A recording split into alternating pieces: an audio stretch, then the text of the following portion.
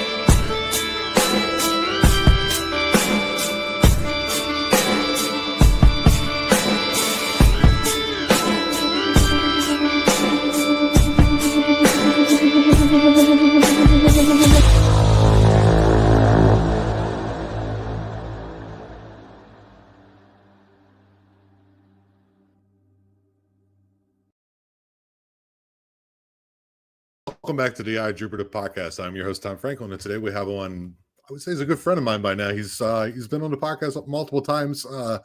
He's always been very supportive.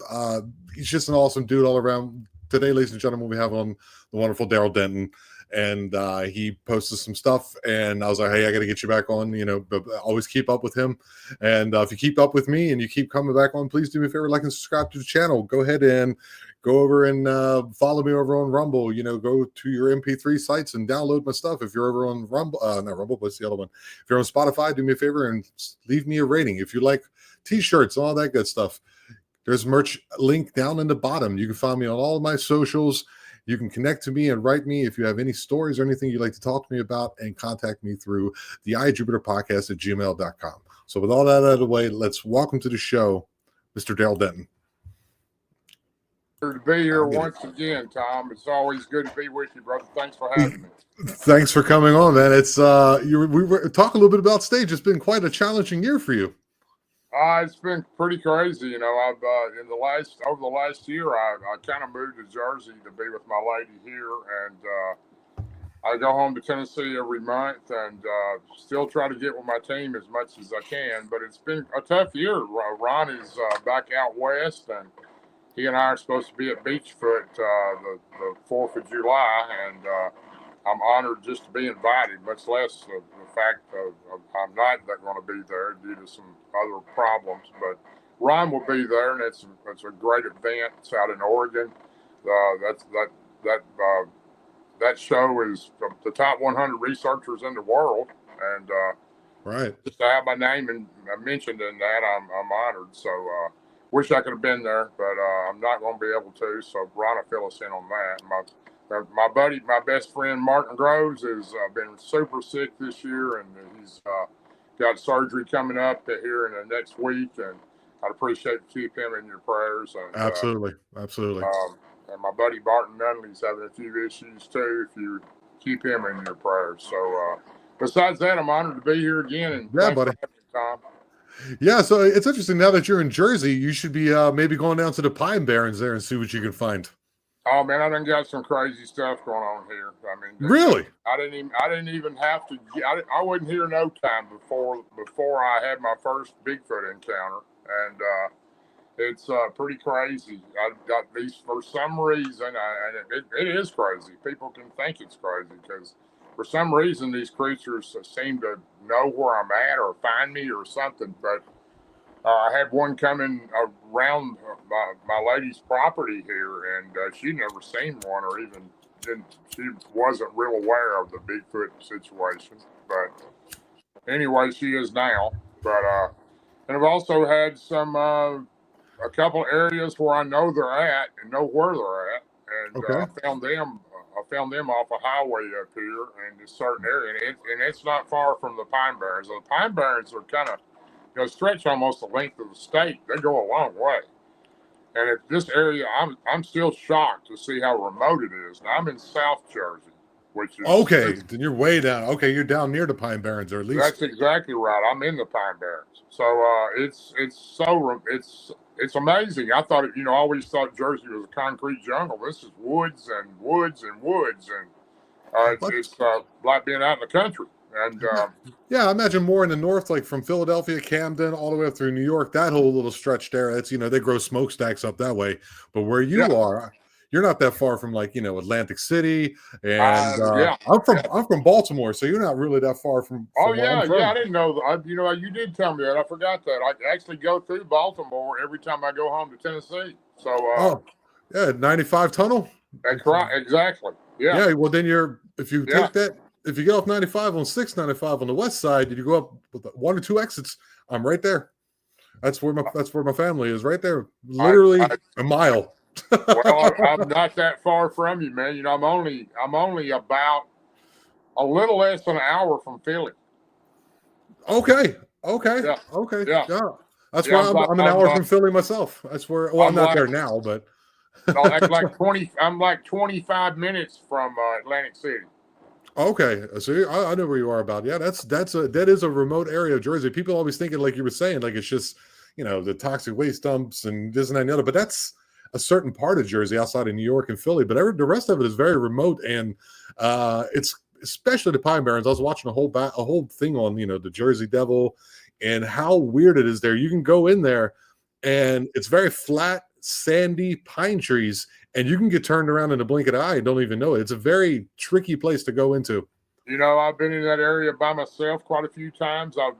There's quite a few people up here that don't know I'm here, and there's also a group here, a Jersey Bigfoot group that heard I was here, and I've reached out to them. They've reached out to me a couple times. I haven't met up with any of them, but they're super good people, and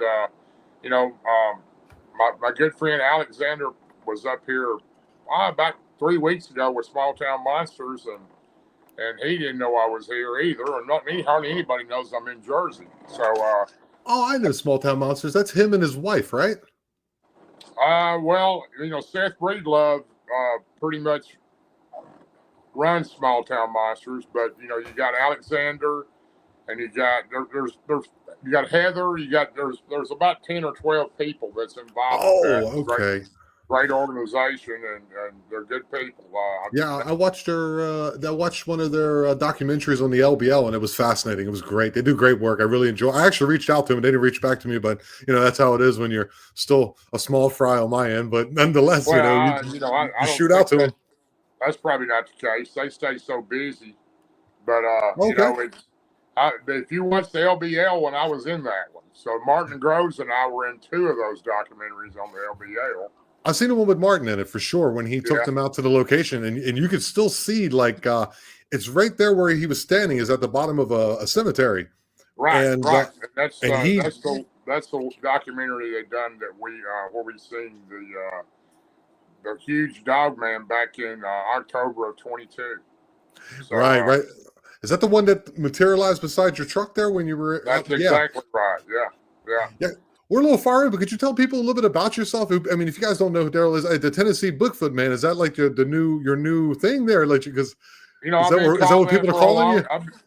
I've actually been called that for a long time, and after I've been a couple of conferences I were at this year, everybody just started the last 2 years. They just started introducing me as a Tennessee Bigfoot man, so I just kind of stuck with it. So. It's an honor to be called that, but there's a lot of great researchers in Tennessee besides me. But I guess I've been doing it longer than most have. A lot of the younger guys are, they just got started in it. But I've been doing this so long that it's just like a regular deal to me. I don't get as excited as a lot of people do about Bigfoot, but I get a little more excited about Dogman because Martin Groves and Ron Moorhead and Martin and Nunley and we've all been into the Dogman the last 4 or 5 years and trying to research it more because not that I know everything about Bigfoot. I'm not an expert at anything, but I've just done so much with Bigfoot and had so many experiences. I'm trying to learn a little more about what the Dogman creature, and I've seen 4 of them. And, wow! They're one was completely different to one on the documentary that Smalltown Monsters did with Martin. I've never seen anything like that in my life. But anyway, I'm from Tennessee, grew up there. I've been doing research since after my first experience in November of '92, where I was scared to death while deer hunting and about 28 foot up in a tree. Had a Bigfoot come out, and my granddad called a wood booger, and I thought this thing was going to kill me. And I never knew these creatures existed. I'd heard about them, but really never crossed my mind while I was in the woods hunting. So that got me started on it. I quit hunting after that. That was definitely the scariest I've ever been in my life. It was life changing, and I got fortunate enough to run into another family on the river about 7 years later by accident while I was fishing, and that family really made me realize that all these creatures aren't bad, and a lot of them are just they're a lot like us. They just they're super intelligent. They're super intelligent. Super intelligent, and that got me into it. And it's been over 30 years that I've been doing this, and been a lot of times in the woods, deep in the woods by myself. And I don't suggest anybody do that anymore because there's way too many things out there that you don't know about. But the average person sitting home on the couch or driving down the highway with his family has no clue what's in these wilderness out here. They really don't. Yeah, maybe you can go into that a little bit. Do you think that the populations have increased, or that we're more aware of them? What is your take on that? I think it's a combination of both, but I know they've increased, especially on Bigfoot. Wow. There's just more and more of them than I think. There's more sightings now because you got a lot more people that are out looking for them too. And you don't just find Bigfoot; they find you. And I 100% believe that. If they don't want you to find them, you're not going to find them. They've got to feel that you have good intentions as you're out there. So these creatures, or they'll just chase you out or run you out of the woods. They will do that. Scare you to death where you'll leave and won't come back. But yeah, I think they've increased. I don't know about the Dogman. I've been studying that for about 5 years, but I know the Bigfoot, I 100% believe they've increased. And plus you've got, businesses and new homes and that type of thing encroaching on the area and running them into areas that they weren't before. And it's more open-minded now than it was when I got into it and had my first sighting. I couldn't tell anybody. They all would have thought I was crazy, because you don't go around telling people that you've seen a Bigfoot. Because you held public office too, didn't you, sir? Yeah, I was mayor at that time actually when that happened, and Martin Groves 4 months later, he had an encounter, and he was chief deputy sheriff in my county. We were best friends then, but we've been best friends 45 years now. So right. Yeah, neither one of us could tell anybody. We had just each other to talk to because, people would have thought we were crazy.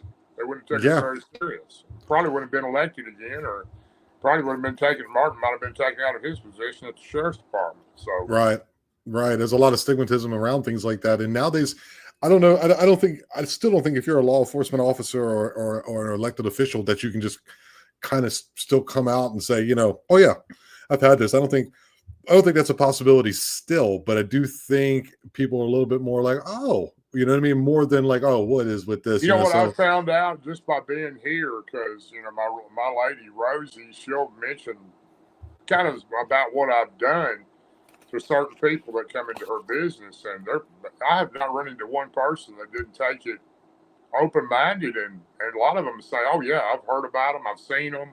My uncle's seen one, my grandfather, somebody, they got something related to it. So, it's more open now with podcasts like you've got here and radio shows and groups where people can talk to each other. It's become a lot more open-minded where people at least listen and just don't talk crazy. So, and another person that we haven't mentioned yet that I think is crucial in the Bigfoot, in this Bigfoot area, for me, I mean, one of my favorite, people in it, for me personally, is MK Davis. I think he is fantastic. I don't know how anybody in this business we're in could even ever say anything about MK Davis. This guy is so awesome. And, I got him up there, years ago when everybody was trying to figure out if something was real or wasn't real. We all went to a guy named Thinker Thunker, and he would punch it in and let him look at it a week or two later. And And he would, and he's pretty good, and he's still around and does a great job. But M.K. Davis, he breaks it down to a whole different model. So Yeah, we sat down.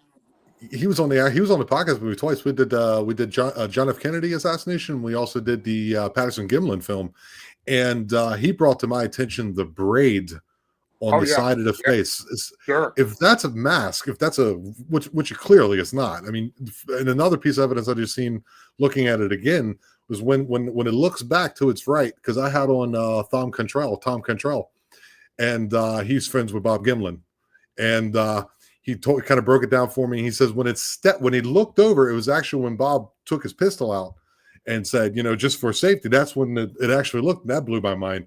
But then I looked at it again. You can see the leg wiggle, like the muscle on the leg move the way it does. And it's so authentic. I've never had a question about Patterson Gimlin, the Patty at all. There are some people have, and it's been debunked by so many people. But I have to say, MK broke it down probably better than anybody I've seen. Absolutely.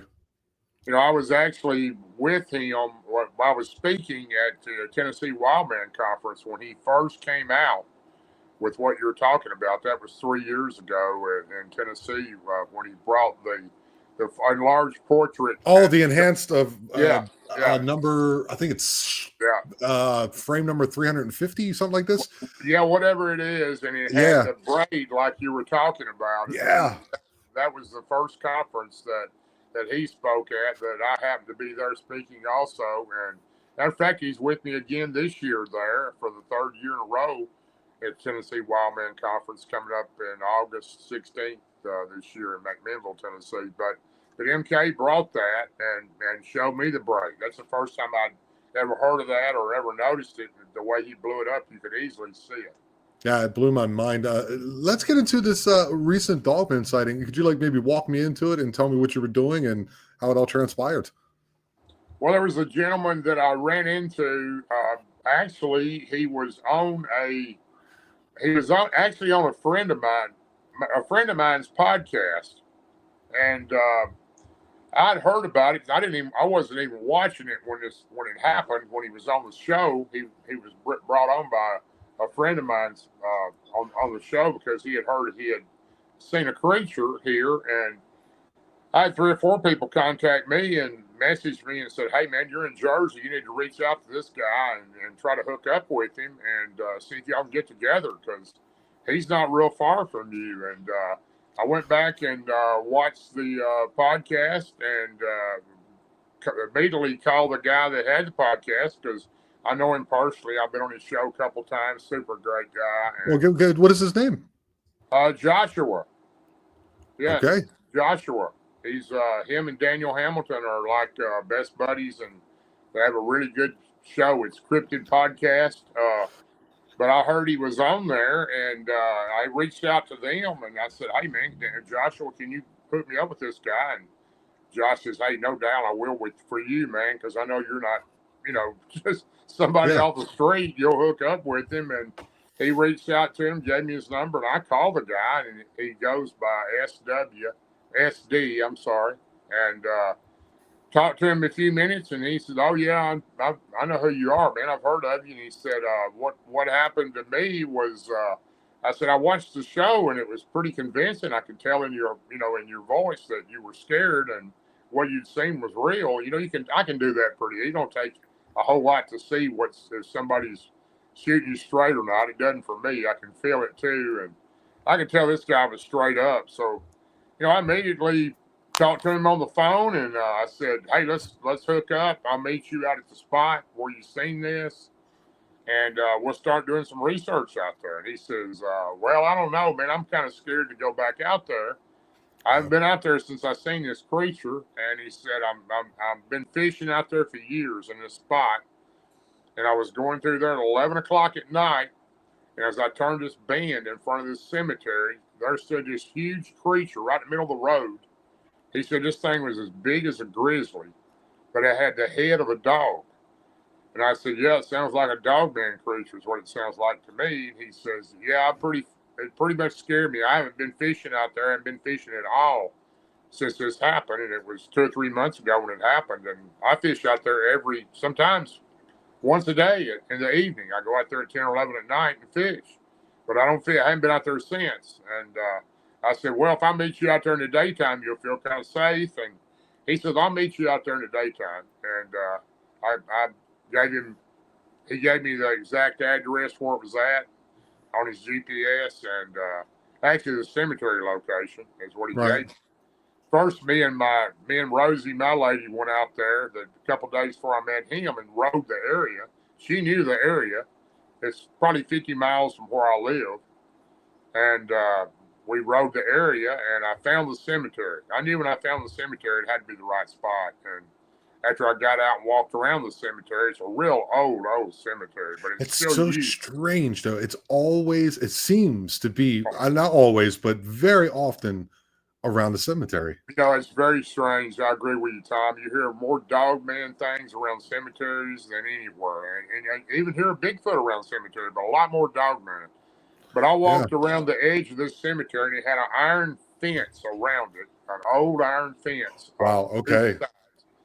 And when I walked to the left of it, man, I seen some trees that were I knew exactly it was some kind of creature that was in there marking those trees, because it was like the bark was tore off of the trees 6 or 7 foot up, a whole line of trees.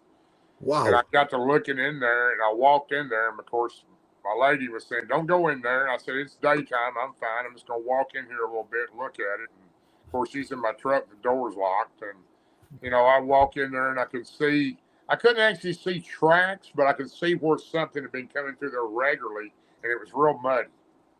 And these marks were all over these trees. And I knew right then, I said, I'm in the right spot of where he's seen this creature. It's coming through right here. And a couple of days later, I called him, and we met up out there. I met, my lady didn't go with me. It was me by myself and him and his wife. She was in the truck with him. And we rode the whole area. I followed him down to where he fished, come back, went to the cemetery, showed him the trees where they'd been, torn up a little bit, and some damage had been done. He showed me exactly where the creature was standing when he turned the curve. And it was pretty amazing how much fear this guy still had in him about this creature. And it's pretty terrifying when you've never seen it. And he had seen a Bigfoot quite a few years ago, but it didn't try to do anything to harm him.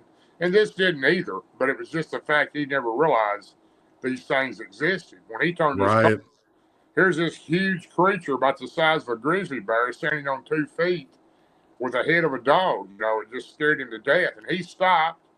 The headlights were on it. He rolled the window down, and I believe he stuck his flashlight out and put it on the creature. And then the creature moved a little bit and was trying to walk toward him a little bit. Well, that's frightened him. He rolled the window up, and then he hears this howl over to the left in the wood line. And then this creature jumps down on all fours and takes off running into the wood line.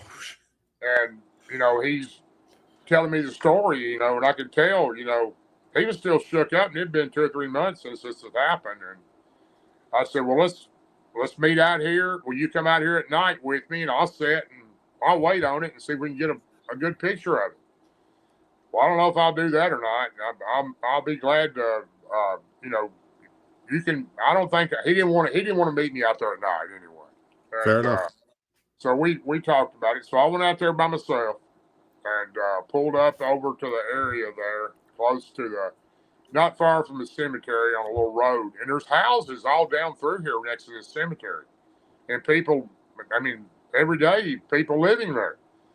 And it's very unusual when, I hear of dog creatures and Bigfoot right in the city, and they are occasionally, but very rare when you hear a dog man just walking around in a public street like this, almost in like a little small neighborhood. There was only maybe 10 houses in that area, and they were all right there together where this creature had been seen.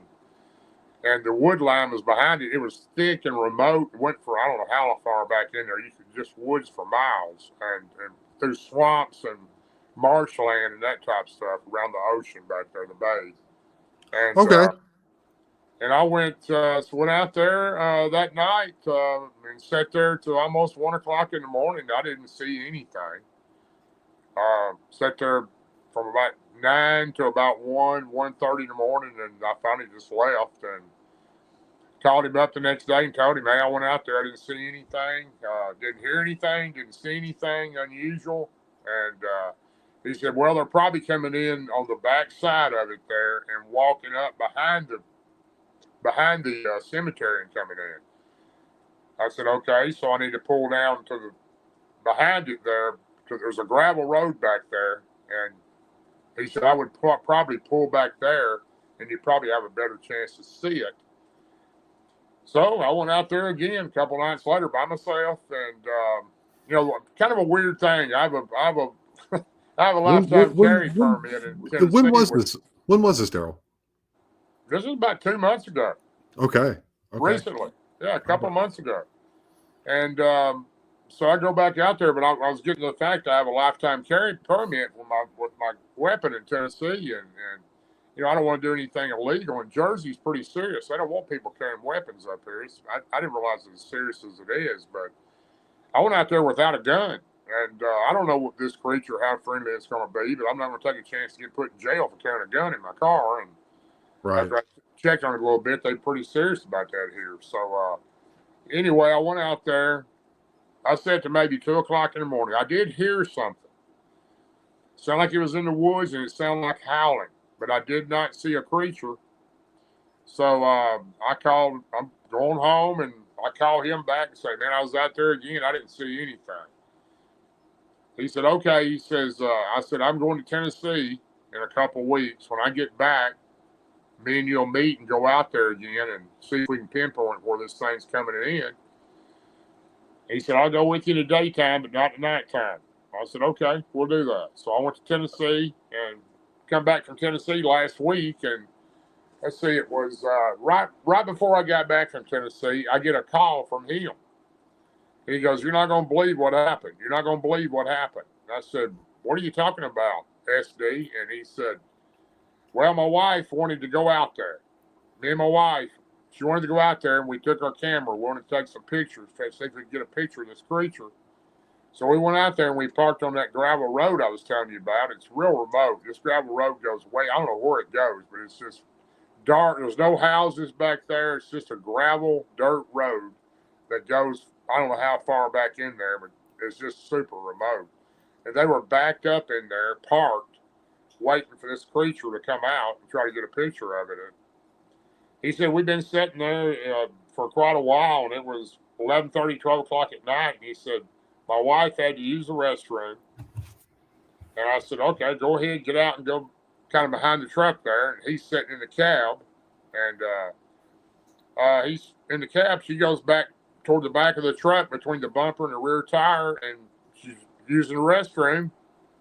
And all of a sudden, she starts screaming. He jumps out of the passenger side of the truck, runs down the side of the truck, and looks. And this dog man has got his wife by the arm, dragging her down the gravel road. Oh my God! He pulls his 45 out of his belt and fires and hits it in the back. And it didn't even flinch, he said. And then he fired again, and he could see it. It hit his back. He could hear it thud. And it flinched just a little. And then the third shot, when he hit it, it flinched pretty good. And his wife's screaming. This thing's got his wife by the arm, dragging her. And the fourth shot, when he hit it hit it right in the center of the back, right below the neck. And he said when he hit it with that one, it screamed like he said it sounded like a train. It was so loud. Wow. It screamed so loud. It let go of her and it ran off into the woods. And of course, he ran over to her real quick and got her up and got her back in the truck. And he took her to the hospital the next day, and because he thought her arm was broke. Right. It was not broke. It was severely bruised. But he took her to the hospital, and I've talked to him 3 or 4 times since then, and we're actually supposed to go back out there probably this week. He and I, but I've talked to him since then, and his wife is, of course, she's got PTSD. She's so yeah, of course. She won't even go out on her back porch at night to smoke a cigarette. So she's just terrified. Unbelievable. he's terrified. She's terrified. And, and a lot of people have even scared him more since I made that post telling about what happened. People are telling, well, these things can mark you. They can follow you home. And I've heard Yes. that. And I believe that is possible. I know Bigfoot can do that. But Alfred Santariga told me that. He said he found a nest of them in a swamp, and yeah, it seen him. He left out, and then he was trying to take the trying to take the frame out of his sliding door in the back of his house, and he's up in New York. He's not that far from you either. Oh yeah, yeah. I know Alfred. He's a good guy. Great guy. Great guy. Yeah. That's if it's possible, I'd love to talk to the gentleman, but maybe you can tell me that after the show. But in doing this for 5 years, Darrell, what are some, I wouldn't say conclusions, what are some of the concepts that you're coming up with what these things are? Well, I personally believe I've seen 4 of these creatures. The very first one I seen was, I believe it was either 2020 or 2021 was the first one I'd ever seen. I seen it in Tazewell County, Virginia. And it was very remote. This gentleman came into a store when I was sitting at drinking coffee with some older farmers in the morning, and he was talking about, do you guys know anything about creatures? And I said, what kind of creature? And he told me, and I said, well, I don't know everything about them, but I know what it could be. And he said, well, you come out to my place, and I did. Long story short, it was 3 hours away, but I went out to his aunt's place, great aunt, who he lived with. Him and his, I think it was his son, daughter, and his wife lived there with his great aunt. And these creatures had killed all their goats. And I went to the goat pen, and the bodies of the goats were already gone. He'd already drug them off. And but I could see the tracks. And he asked me, he said, have you ever seen a track like that? I said, I've seen, yes, I have, in the land between the lakes. And he said, what is it? And I said, well, it's what we call a dogman creature. And he said, a what? A dogman creature. He didn't know anything about these creatures. And anyway, I don't know how many goats they had, but it killed them all. And he told me, he said, will you come out here and try to figure out where it's coming in at and help me get rid of it? I said, well, I don't know that I can get rid of it, but I'll come out here and try to help you. Because he had children. He was afraid to let his kids out. Right.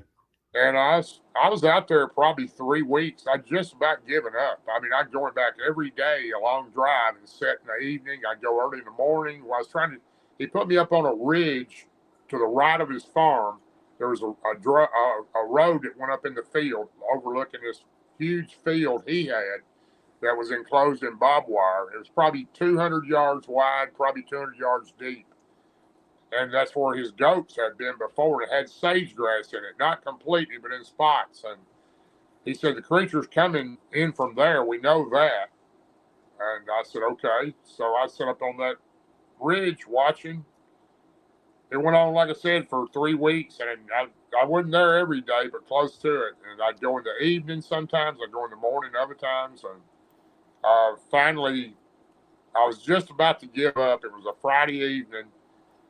And right before dark, right in the corner of that field, far left corner, I seen something come down to the fence line, and I had binoculars. And of course, it was where I was sitting at the end, the right corner of the fence, it ran all the way to me, and then I'm like 50 foot from it. I could look right over on it, and this thing came through the fence, jumped over the fence, and I was trying to see what it was because the sage grass was in there. But there was patches in the field where there wasn't any sage grass. This thing was seriously, it was like running like a horse. It was galloping. It wasn't running like a dog. It was like a gallop. And I kept looking in my binoculars thinking, what in the world is that thing? And it got close. It was coming right toward me. It couldn't see me. I was on this rise overlooking it. But it was running right toward the end of the field, and it stopped at the end of the field. I'm looking right over on it, and when it stopped, it stood up on 2 legs. It looked identical to a black German Shepherd, like a massive black German Shepherd.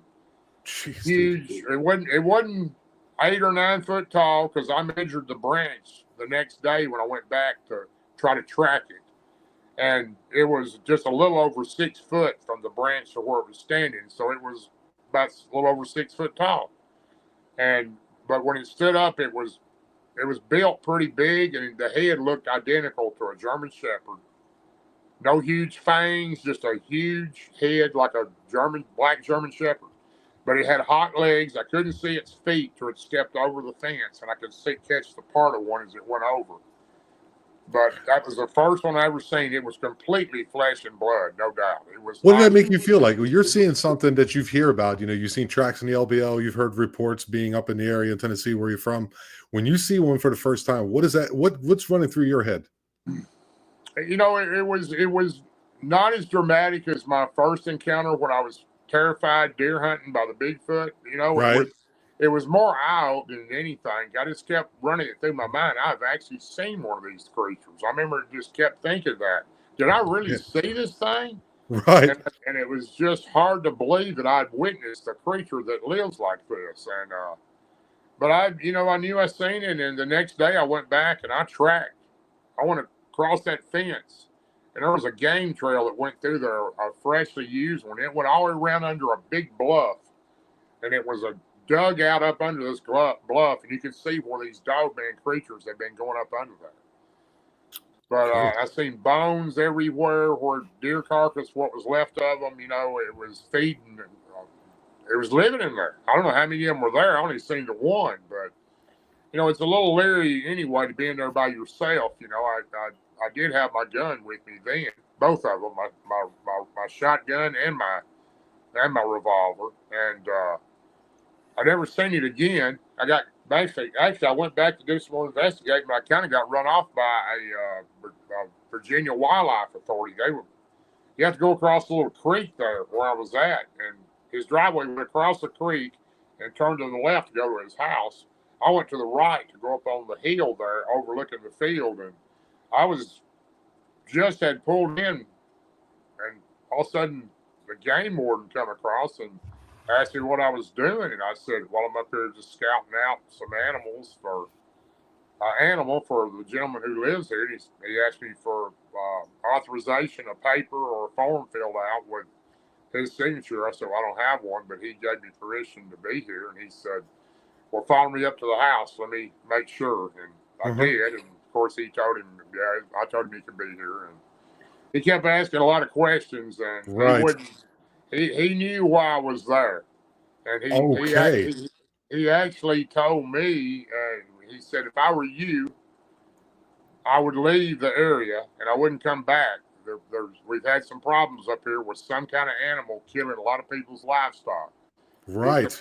I would suggest that you leave and not come back up here. And being probably unaware of who you are and what you've done in your lifetime up until that point, you're like, yeah, I understand, but I understand, your thinking and trying to be safe and warning me a lot of that. But this is, it's Dogman's new, but at the same, you don't want to tell him that, of course. But I've been around, and then you can't tell him that, so you're just basically like, okay. I just, I was kind of I was on private property. I had 2 weapons, and I'm not licensed to carry in Virginia either. So, right. But I was on private property, which makes a difference. I'm not riding the highway. And I was a little worried when I left that he might try to pull me over with those weapons because he knew I had them. He seen them. Right. And, I was just trying to be as nice as I could because I didn't have a problem with him, and I didn't want him to have one with me. But that first creature was definitely flesh and blood. It wasn't anything paranormal or spiritual, or it was just, like I said, like maybe 4 times the size of a normal German Shepherd, a black one. And that was the first one that I seen. And, the second one I seen at the LBL was not German Shepherd looking, but similar to that one, but a different type of head. Looked more like wolf, that one did. And Martin Groves and I seen that one while we were camping in what we call Area 23, one of our hot spots. And, and then the one, of course, was in the documentary I've never seen anything like that. I don't know. I have no idea what to tell you about that one. It went from a mist into a creature, and it was walking, and it was a full-bodied creature, but it was transparent at the same time. So I don't know. I don't know what to tell you about that one. That's the one that Smalltown Monsters done a documentary 2 films, Land Between the Lakes, with Martin Groves and myself, and Elijah Henderson's in that one, and so is Joe and Jesse of Hellbent Holler. And but yeah, I don't know. I've never seen anything like that before. That it zapped me and Martin, and I was sick. He was sick, and this thing could have killed us easily. It was landing in a ravine, and I'm 5 to 7 foot from it with my window down, and it didn't try to kill us. But I don't know, but that's so it's a lot more. So it's a lot more questions than it is answers at all. Sometimes it looks one way, sometimes it acts another way, but at the same time, are there any resemblances between them? They're standing up, or what can you say is like maybe a common thread between the 4 sightings that you've had? Well, the first one looked nothing like the other 3. It looked, like I said, German Shepherd, a huge German Shepherd. That was very strange to walk on 2 legs. The second one that I seen in the LBL was more like wolf-headed, looked more like a wolf in the face. What I've seen pictures of wolves, I've seen some red wolves in the wild, but not close up. And it was just looked like a flesh and blood creature also. It was also in the LBL, standing behind a tree. Martin and I both seen it. And then the third one being the one that went from some kind of mist into a creature. It didn't look nothing like any of the other ones. It had a huge, like mane, like a line around its neck. Real deep eyes that was clear, crystal clear. Kind of a grin like on its face, a smirk. The tips of it was solid silver gray. It went from a blue to a gray, and the tips of the hair on all of it were like lit up, little tiny, like the tips of the hair were lit somehow. Wow. And it got up, and when it walked around the back of the truck and down the side of Martin's car, of course, there's lights right there with the truck lights shining on this thing. And I had a flashlight too. I wasn't as sick as Martin was. And this thing looked right back at us as it was walking, but you could see through it. I could see a tree limb through this thing as it was walking off. And I don't know how that's possible, but it's true.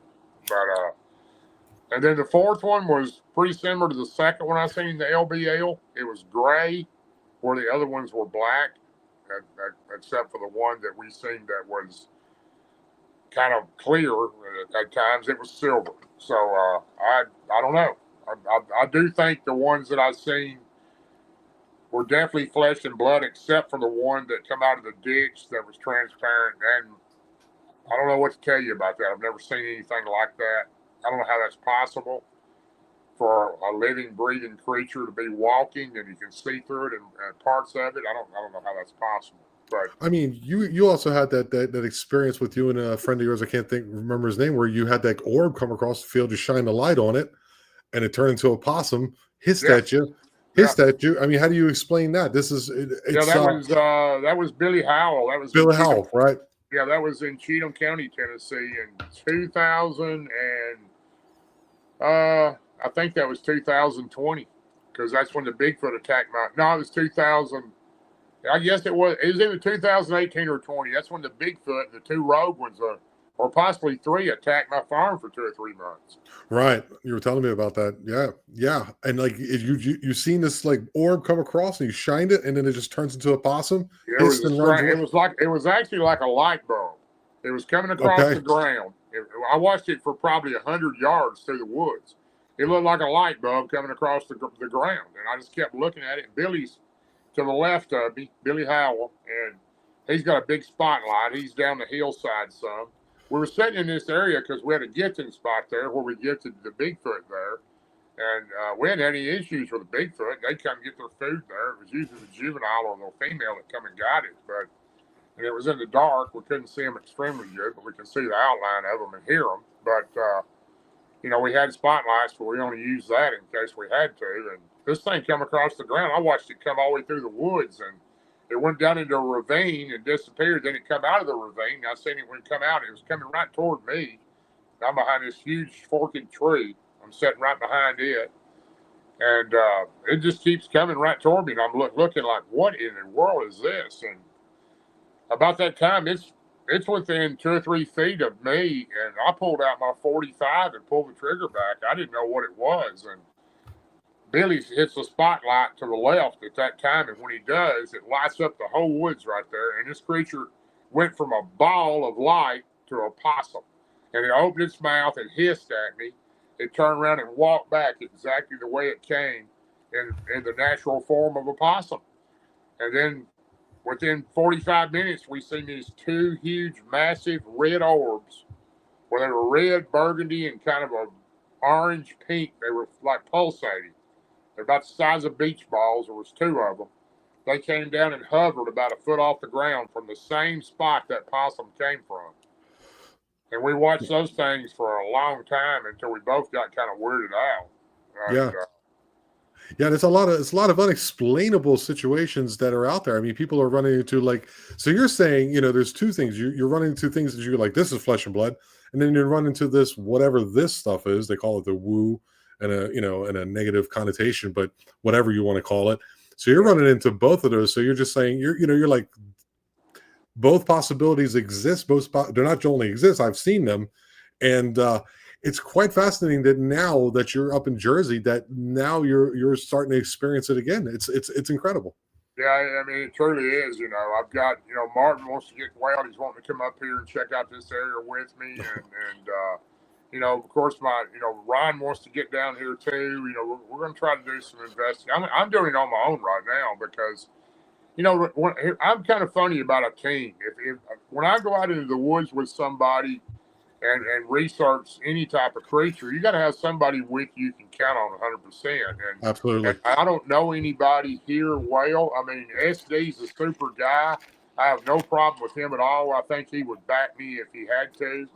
But he right now he's so scared of these things that you don't need that in the woods either, because that leads to accidents. Yeah, accidents exactly. And I'm a little nervous too because I can't carry my weapon here, and I'm trying to get that handled now. But it's just strange. I've run into some Bigfoot here. And now I've got a dog man that may be the craziest dog man story I've ever been around. When he drags a man's wife down a gravel road, it's pretty serious. That's a different ball of wax. Yeah. So tell me a little bit more about your Facebook group and what you're doing in the future, where we can find you, buddy, and where we can catch up with you. Sure, man. I appreciate that. First of all, Ron Moorhead, who's been my close friend for so many years, and he and I are starting our own podcast ourselves. Hopefully, in about a week and a half, we'll be on. It's called Two Real Cryptid Legends. Right. And Ron named it that. I had 2 Real. He named it Cryptid Legends, and that will be coming on pretty soon. We'll be going live together, and he'll be my host, and I'll be the co-host, and however, vice versa. We're both hosts, and we're going to be doing a lot of stuff live, a lot of stuff in the field or places we go, and it'd be a little more different than most of the shows that I've seen, and we'll have some guests, I'm sure, here and there, but we're going to try to do a lot more live stuff out in some of my areas and his areas, and I'm going to be traveling out to Ron's area and hopefully going into some real hot spots that he's had over the years too, and that's what we plan on doing anyway. Right now, we just had a problem with the technical issues. We're 2 old guys that aren't tech savvy, so we're trying to get it put together. And I want to thank Daniel Hamilton so much for helping us out so much. He's really helped us out a lot, and Roger Williams is offered, and Wendell. Oh, I love Roger. Roger's a sweetheart. And good people, and anyway, but we'll be starting that anytime now. Looking real forward to it, and it's just an honor to be with Ron and be a close best friend with him like I am, and be on the show with him. And looking forward to it. Looking forward to it, buddy. Yeah, and then I also have still writing my book. Still got a ways to go on it. My first book, and I don't know if I'll have a second one or not, as long as it's taking it right the first one. Please make sure you keep Martin Groves, my best buddy of 45 years, in your prayers. He's having a real tough time medical right now, and My Bigfoot group is Bigfoot Believers and Other Creatures. Our group's a little different than the rest of them. We don't allow any criticism, ridicule, or bullying. If you want to do that, don't join us. So we're open-minded. I may not believe everything is posted, but I don't criticize. So that's what we stand on. And then I'll be at the my next conference. I just got back from the Nebraska conference. Had a great time there. I'll be at the Tennessee Wildman Conference on August 16th, and I've had a lot of people reach out saying they're coming to that. We've got a great bunch of people there this year. Joe and Jesse, close friends of mine, Hellbent Holler, MK Davis will be there, Scott Nelson, who done the Sierra Sounds for my brother Ron Moorhead, Coombo Baker, Tim Coombo Baker, Randy Hutchins, a whole bunch of great people, Chester Moore, people that had a lot of experiences in the wilderness like we have. And yeah, so send me those links so I can put them in the description. That way people, if they want to come out and find you, they can click on it and maybe they'll come out and see you. I think you were recently in were you out there? And it was another place in Tennessee that just had a conference about 2 months back, I think it was. I can't think of the name of it. Yeah, I haven't done as many conferences this year as I did last year. Last year, I think I did 15, I believe. But this year, I've numbered it down. You're talking about the Gatlinburg conference. But yes. Yeah, I'm supposed to be on the round table too at the next conference with my buddy Harley Owens and Martin Groves. So Harley Owens, yeah, that's my buddy too. That's coming up. I think that's coming up the end of this month here. I think I'm correct. But okay. Anyway, I've always enjoyed being on your show, Tom. I'll reach out to SD and see if he'd like to come on and talk. Absolutely. I'm still trying to get a hold of Barton, but he's been going through some things. And of course, our thoughts and prayers go out to each and every one of your friends, especially Martin at the moment. I know he's been going through some things, and you're in our thoughts, buddy. And maybe you'll never see this. I've tried to many times to reach out to him, but he's a busy man. And now he's having his issues, but we're pulling for him over here. I promise you. Hey, I appreciate it, man. Thanks a lot. It means a lot. It really does. Thanks for coming on, man. Hold on a second, or you can send me all those links later, or however you like. Anyway, buddy, thanks again. And remember, guys, we are the eye. We are aware. Love you all, and have yourself a wonderful day.